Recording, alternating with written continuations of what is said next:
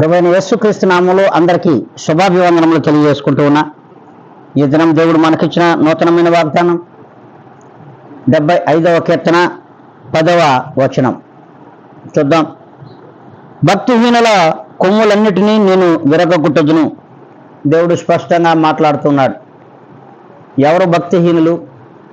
మరి దేవుడు లేడనేవారు భక్తిహీనులు. ఆయన మమ్మల్ని చూస్తాడా, ఆయనకు అంత జ్ఞానం ఉందా అనుకునే వాళ్ళు కూడా భక్తిహీనులే.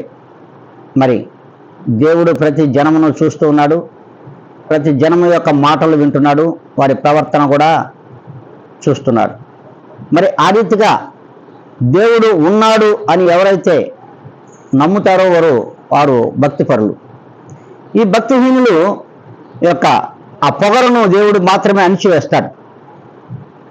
ఈ లోకంలో భక్తిహీనుల యొక్క ఆ గర్వమును, ఆ అతిశయమును దేవుడు మాత్రమే వారు కొమ్ములన్నింటిని కూడా విరిచివేసి మరి ఎందుకు పనికిరాని వాడుగా దేవుడు చేస్తారంటున్నాడు. మరి ఆ రీతిగా మనం భక్తిహీనులుగా ఉందామా? క్రైస్తవ సమాజమా, విశ్వాసులారా, ఒక్కసారి ఆలోచించండి. మనం దేవుని యందు భయభక్తులు కలిగిన వారిగా ఈ లోకంలో జీవించాలి ఇప్పటి నుండి అయినా అనుకున్నట్లయితే ఆయన యొక్క ప్రార్థనలు ఏకీవించాలని కూడా ప్రభు పేరట మనవి చేసుకుంటున్నాను. మనలో ఉన్న భక్తిహీనతను ఆయన తీసివేయుటకు ప్రభువైన యేసుక్రీస్తు వారిని ఆశ్రయించండి. మరి ప్రార్థనలో ఏకీవిద్దాం.